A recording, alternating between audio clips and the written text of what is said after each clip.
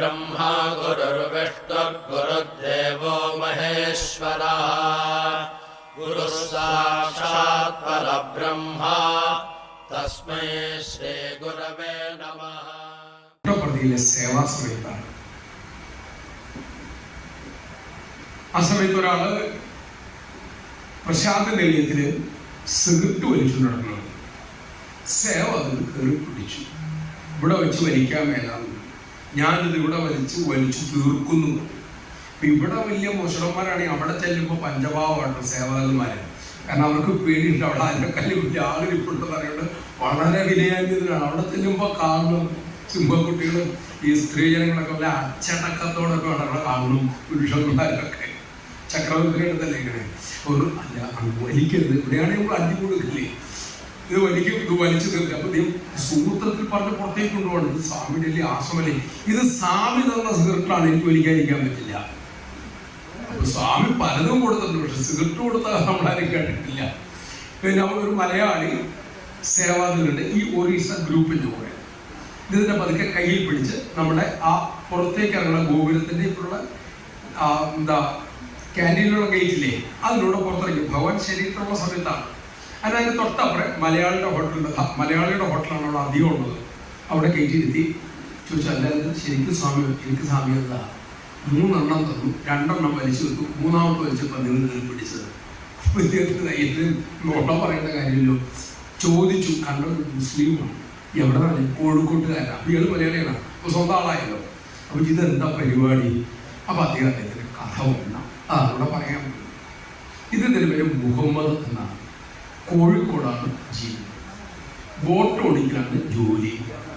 എപ്പോഴും ജോലിയൊന്നുമില്ല, വീട്ടിൽ പട്ടിണിയുണ്ട്, മക്കളില്ല, നന്നായിട്ട് സിഗരറ്റ് വലിക്കുന്ന ശീലമാണ്. ഒരിക്കലും ഒരു സംഘം അദ്ദേഹത്തിൻ്റെ അടുത്ത് തൊട്ട് പറഞ്ഞു, ഞങ്ങളൊരു 50,000 ഉറുപ്പിക തരാം. 10-30 വർഷം മുടക്കുന്ന സംഭവമാണ്, 25 വർഷം മുമ്പെങ്കിലും. അപ്പൊ ആലോചിക്കുക, 50,000 രൂപയുടെ വില ഇന്ന് വെച്ച് നോക്കരുത്. തരാം, ഞങ്ങളൊരു പൊതി തരും, അതൊരു ഫിഷിംഗ് ബോട്ടില് കയറ്റി ബോംബെയിൽ എത്തിച്ചാൽ മതി. അതിനുള്ള തുകയാണ് ഈ 50,000 ഉറുപ്പിക. ഇത് കഴിഞ്ഞു കഴിഞ്ഞാൽ ബാക്കിയും തരാം. അപ്പൊ കൊടുത്തുള്ള സാധനം ആപ്പിളും മുന്തിരിയൊന്നും ആയിരിക്കില്ലല്ലോ, എന്താ മയക്കുമരുന്നാണ്. അങ്ങനെ തയ്യാറാക്കും. ഇതൊന്നും ആലോചിച്ചു, ഏതായാലും എളുപ്പം പണി, അതിന് മത്സ്യം പിടിച്ചിട്ട് കാര്യമായിട്ട് കിട്ടാനില്ല, ഇതൊന്നും കൊണ്ട് കൊടുക്കണമെന്ന് 50,000 രൂപ ഒറ്റ അടിക്ക് വരും. കാശിലും കഷ്ടപ്പെട്ടിരുന്ന സമയമാണ്. അങ്ങനെ ഇത് വാങ്ങി യാത്ര ചെയ്തു. ഇങ്ങനെ ഗോവ തീരത്തോടൊക്കെ വലിയ ബഹളമൊന്നും ഇല്ലാണ്ട് അങ്ങോട്ട് പോയി. ബോംബെയിലെ അടുക്കാറാകുന്നതിന് ഏതാനും മണിക്കൂറുകൾക്ക് മുമ്പ് ഒരു ബോട്ട് ഇദ്ദേഹത്തിൻ്റെ അടുത്തേക്ക് വളരെ വേഗതയിൽ വരികയാണ്. അതിനകത്ത് വെളുത്ത താടിയുള്ള, നരച്ച് വെളുത്ത താടി മുടി, തലയിൽ വട്ടക്കെട്ടൊക്കെ കെട്ടി നീണ്ട ഒരു അങ്കി പോലൊരു കുപ്പായൊക്കെ ഒറ്റ ആളെ വന്നു ആ ബോട്ടിൽ. നല്ല ബോട്ടുമാണത്. വന്ന് കയറിയിട്ട് പറഞ്ഞു, നീ ബോംബെക്ക് പോകണ്ട, ഇത് വാങ്ങാൻ ആരാണോ ബോംബെയിൽ നിന്നെ കാത്തു നിൽക്കുന്നത് അവരകത്താണ് ഇപ്പോൾ. നീ അവിടെ ചെന്നാൽ പോലീസിന്റെ കൈ പിടിക്കപ്പെടും. തീരദേശ പോലീസ് വാർത്ത കിട്ടി, അവർ നിന്നെ വളഞ്ഞിട്ടുണ്ട്, താമസിയാതെ നീ അവരെ അടുത്ത് വരും, നീ രക്ഷപ്പെടുക. ഇദ്ദേഹം പരിഭ്രമം ചെയ്യണത്തെ പറയുന്നതെന്ന് വെച്ചിട്ട് ഇവിടെ തട്ടിപ്പുകാരുടെ കേന്ദ്രമല്ലേ, കൊണ്ടുപോണ സാധനം അങ്ങനെയുള്ള അമൃതമാണ്. ഉടൻ തന്നെ ഇദ്ദേഹം ചർച്ച ചെയ്തുകൊണ്ടിരിക്കുമ്പോൾ തന്നെ ഒരു ബിസിനടിക്കുന്ന ശബ്ദം കേട്ടു. നോക്കുമ്പോൾ ഒരു 2-3 പോലീസ് ബോട്ടുകൾ കോസ്റ്റ് ഗാർഡിന്റെ ഇവരെ നേരത്തെ തിരിച്ചു കേട്ടാണ്. ഈ ഫക്കീറിനെ പോലെ തോന്നിച്ച ആള് പെട്ടെന്ന്, നീ എന്റെ ബോട്ടിലേക്ക് കയറുക, ഇനി സമയമില്ല, അപകടമാണ്, പെട്ടെന്ന് നിങ്ങൾ കയറുമെന്ന് പറഞ്ഞു. ഈ ആജ്ഞാശക്തി കേട്ടപ്പം നമ്മുടെ മുഹമ്മദിന് എതിർത്ത് നിൽക്കാൻ സാധിച്ചില്ല. അതേ പെട്ടെന്ന് ഇങ്ങോട്ട് കയറി നമ്മുടെ ഫക്കീർ ഈ മയക്കുമരുന്നിന്റെ പാക്കറ്റുള്ള ബോട്ടിലേക്ക് ചാടി കയറി. അപ്പോഴത്തേക്കും ഈ പോലീസ് ബോട്ടുകൾ ഇതിനെ വളഞ്ഞു, ഇതിനടുപ്പിച്ചു ബോട്ട്. 2 ബോട്ടിൽ ഇപ്പോൾ ഇദ്ദേഹം മുഹമ്മദ് കയറിയിരിക്കുന്ന ബോട്ടിലൊന്നുമില്ല. നിങ്ങൾ തമ്മിൽ എങ്ങനെയാ വെച്ചത്, നിങ്ങളിങ്ങനെ സംസാരിക്കാനായിട്ട് അടുപ്പിച്ചാണ്, വഴി ചോദിക്കാനൊക്കെ ആയിട്ടൊക്കെ പറഞ്ഞു. ഫക്കീർ ചോദിച്ചു, എങ്ങോട്ട് പോവാന്ന് വെച്ചു. അല്ല ഇവിടെ ഇല്ല, ഇതൊന്നുമില്ല, ഇത് ബോട്ട് കൊണ്ടൊന്നും പോവും. ഇതെന്താന്ന് വെച്ചു, ഉപ്പാണെന്ന് പറഞ്ഞു. ഒതുക്കിട്ടുണ്ട്, ഉപ്പോ കാണണം എന്ന് പറഞ്ഞു. ഓ കാണിക്കാലോ എന്ന് പറഞ്ഞു. അദ്ദേഹം സഞ്ചി, ഒരു തോൾ സഞ്ചി ഉണ്ട്, ആ തോൾ സഞ്ചിക്ക് ഒരു പച്ച മാങ്ങ എടുത്തു. പിന്നെ തോൾസഞ്ചി കൈയെടുത്തിട്ട് ഒരു ചെറിയ കത്തി എടുത്തു. എന്നിട്ട് ഈ മാങ്ങ ഇങ്ങനെ കീറി പുറത്തൊക്കെ വരുമ്പോൾ കണ്ടിട്ടില്ലേ, ഇങ്ങനെ മാങ്ങ കീറിയിട്ട് ഇതിൻ്റെ തലപ്പം കൊണ്ട് ഈ പാക്കറ്റ് കീറിച്ചാകും. അപ്പോൾ വെളുത്ത പൊടി അത് ഈ കത്തിയുടെ എഡ്ജ് കൊണ്ട് ഇങ്ങനെ കോരിയെടുത്ത് ഇങ്ങനെ ഇട്ടു. കഴിച്ചു നോക്കാൻ പറഞ്ഞു. അപ്പോൾ പോലീസുകാർക്ക് പേടിയായി, എന്തെങ്കിലും വല്ല വിഷമാണോ എന്നല്ലോ, അങ്ങൊന്ന് കഴിക്കൂ എന്ന് പറഞ്ഞു. വെളുത്ത് കഴിച്ചു. നല്ല സാധനമാണ്, ആരോഗ്യത്തിന് മസ്റ്റാണ്. കഴിച്ചിട്ട് കഴിച്ചു തന്നു. എല്ലാവരും കഴിച്ചു. നിങ്ങൾക്ക് മനസ്സിലായല്ലോ, ഉപ്പാത് മനസ്സിലായല്ലോ. മുഹമ്മദ് അന്തം വിട്ട് നിൽക്കുക.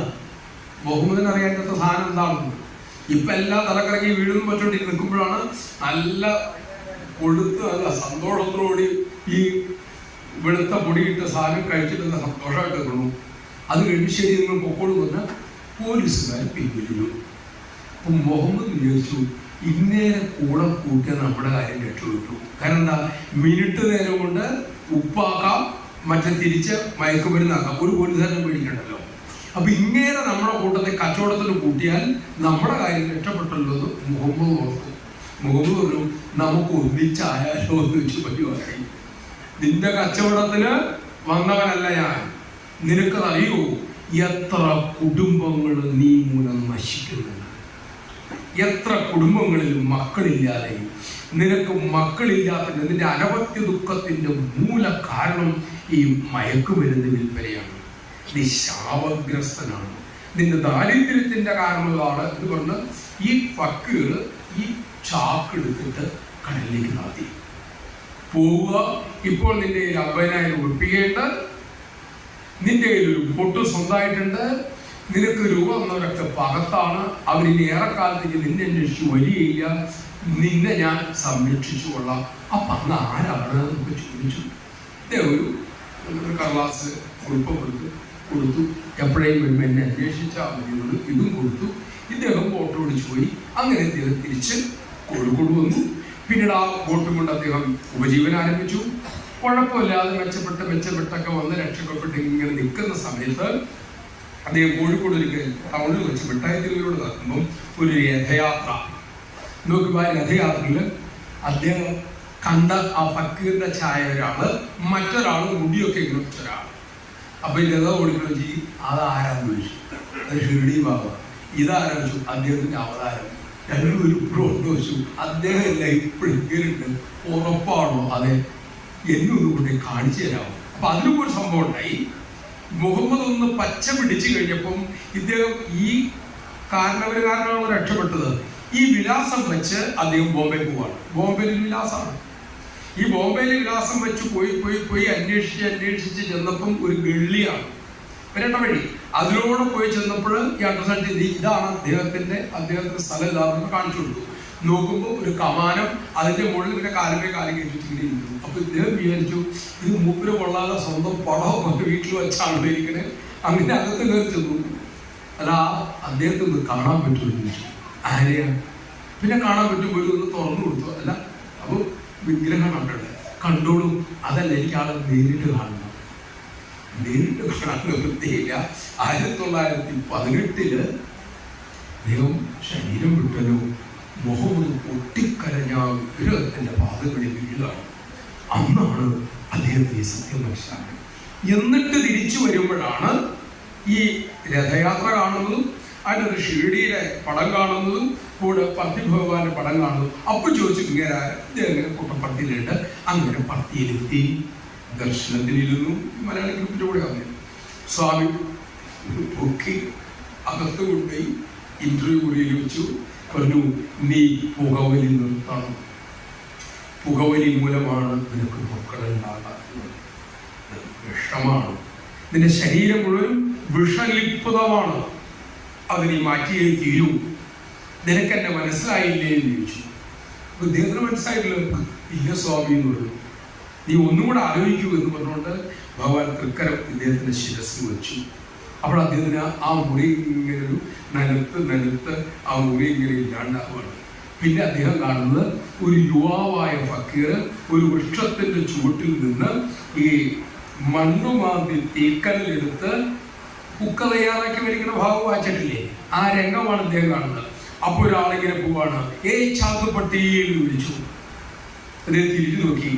അപ്പൊ സ്വാമി ചോദിക്കുന്നത്, നിനക്ക് എന്നെ മനസ്സിലായില്ലേ ഇരിക്കുകയാണ്. ആ ദർശനം തീരുകയാണ്.